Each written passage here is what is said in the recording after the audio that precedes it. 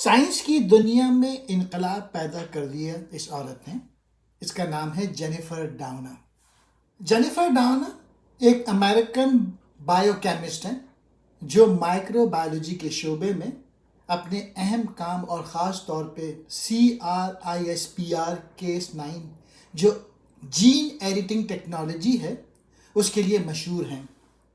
19 فروری 1964 کو Washington DC میں پیدا ہونے والی ڈاؤنا نے PhD کی ڈگری حاصل کی ہارورڈ میڈیکل اسکول سے کیمسٹری اور مالیکولر فارماکولوجی میں. 2020 میں ان کو نوبل پرائز ملا ہے. ان کا مین کارنامہ CRISPR Cas9 یہ جو ایک ایڈیٹنگ ٹول ہے جینز کا اس پہ انہوں نے کام کیا ہے اور یہ انہوں نے ایڈیٹنگ ٹول ایجاد کیا ہے کہ لوگوں کے یا بچوں کے جو جینز ہیں وہ آپ چینج کر سکتے ہیں. ایزکسن نے یہ کتاب لکھی ہے. ان کے مطابق دنیا میں 3 اہم لوگ تھے لاسٹ 100 ایئرس میں.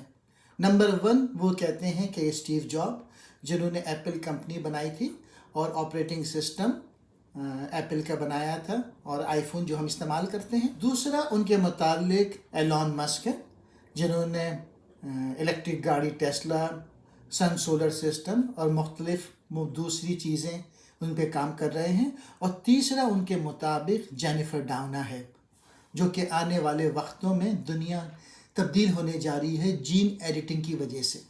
تاریخی تحقیق جس نے ڈاؤنا کو عالمی پذیرائی کے عروج پہ پہنچایا اس میں مستقبل کی وبائی امراض پر قابو پانے کی صلاحیت ہے. یا تو بہتر اسکریننگ اور علاج کے ذریعے اگلے وائرل تعاون کو ختم کر کے یا ان کے خلیوں میں بہتر بیماریوں کے خلاف مزاحمت کے ساتھ انسانوں کی جین انجینئرنگ کے ذریعے.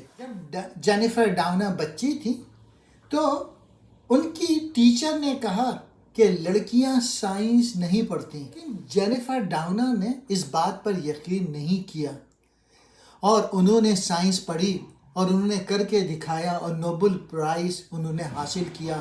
اور دنیا میں آنے والے وقتوں میں جین ایڈیٹنگ پہ بے انتہا کام ہونے والا ہے جیسا کہ کمپیوٹرز پہ کام ہوا تھا. اب یہ تھوڑا سا مشکل پیراگراف ہے.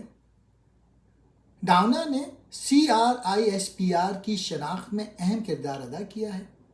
یہ ایک ایسا نظام ہے جو اربوں سالوں سے بیکٹیریا میں تیار ہوا ہے تاکہ حملہ آور وائرس کو روک سکے.